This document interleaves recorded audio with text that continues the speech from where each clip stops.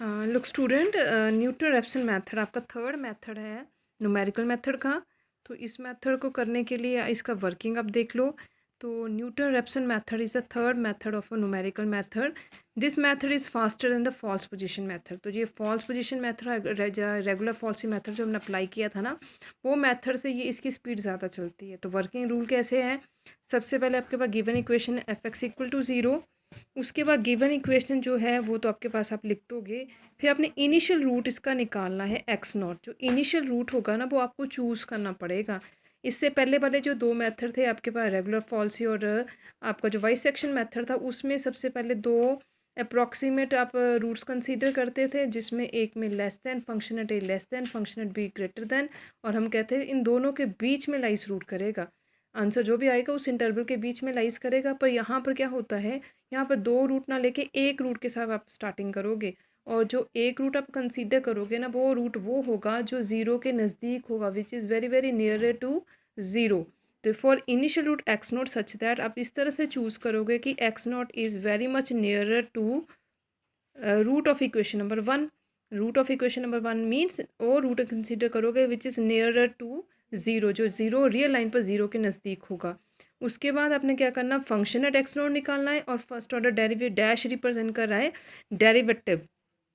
Dash means derivative, जो आपके पास function होगा उसका फर्स्ट ऑर्डर डेरिवेटिव निकालोगे। और फर्स्ट अप्रॉक्सीमेट रूट कैसे निकालना है, फिर उसको लेके चलोगे। फर्स्ट अप्रॉक्सीमेट रूट बनेगा x1 which is equal to x naught, minus करोगे फंक्शन एट एक्स नॉट, और डिवाइड करोगे first order derivative of the function at x not.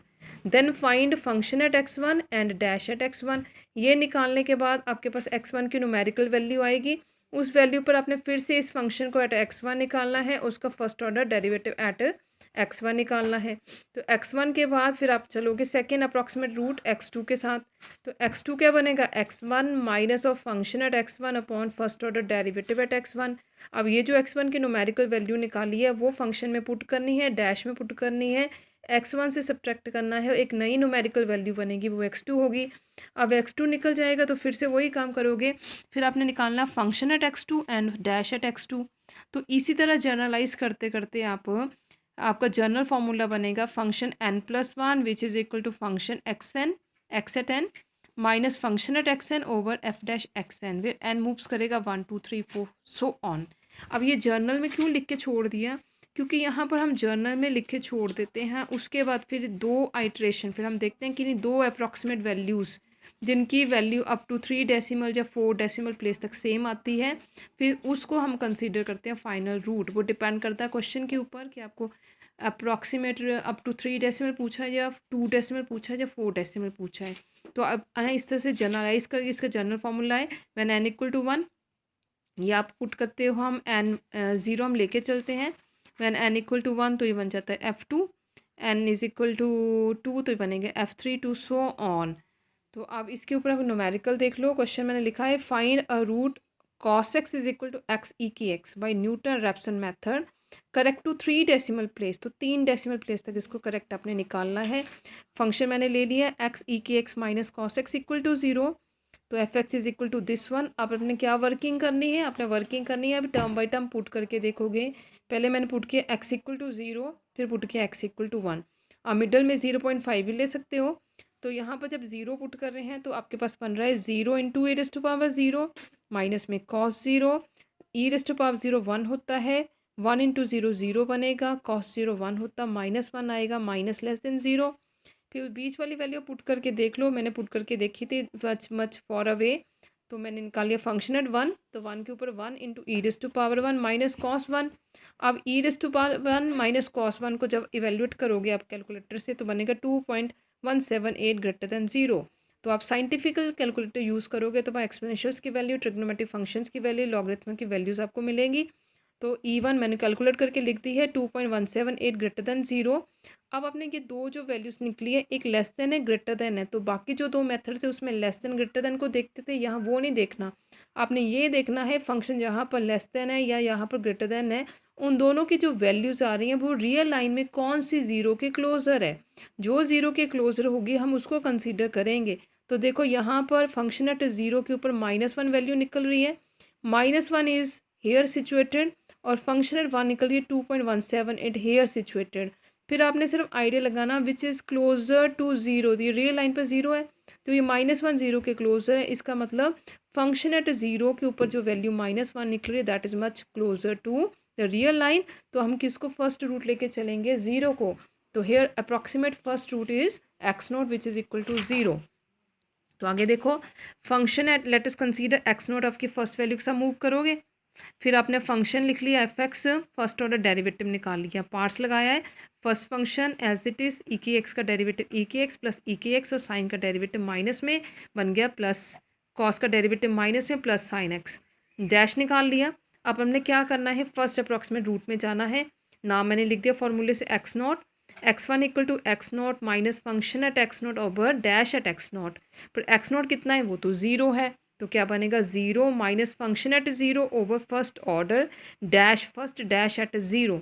तो फंक्शन एट ज़ीरो प्रीवियस में निकला था पीछे वाले पेज में, दैट इज़ -1, और डैश एट ज़ीरो ये सामने लिखा है, डैश एट ज़ीरो ई की पावर 0 1 होता है, 0 + 1 होता है, 1 × 1 1, साइन 0 0 दैट इज़ 1, तो वैल्यू आ गई 1।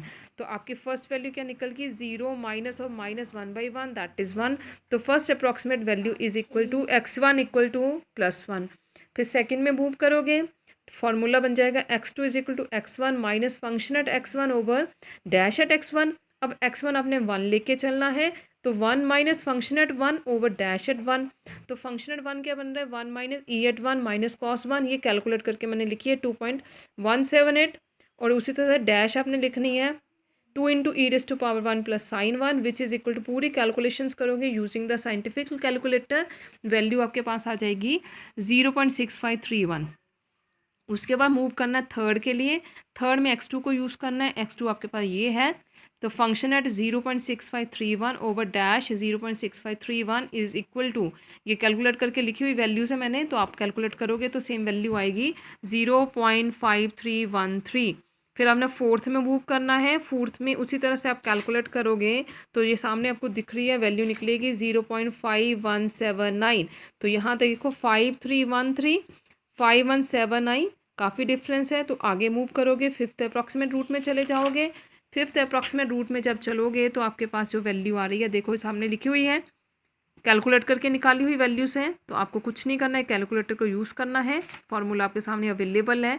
x5 आ गया 0.5178, आई रिपीटेड अगेन 0.5178। अब आपके पास जो x4 था और जो x5 है, fourth and fifth approximate roots जो हैं वो अप टू 3 डेसिमल प्लेस 5.17, और पीछे आपके पास निकल रहा था 5.178 5.5179, और ये आपके पास 178। इसका मतलब up to 3 decimal places same चल रहा है। तो जहाँ सेम चलेगा हम छोड़ दोगे, therefore x is equal to 0.517 is the required root for the given equation using a Newton Raphson method, using Newton Raphson method. तो ये आज के लिए आपका टॉपिक है। अब इसको अच्छे से वीडियो को वॉच करो, लाइक करो और नोटबुक पर राइट डाउन करो।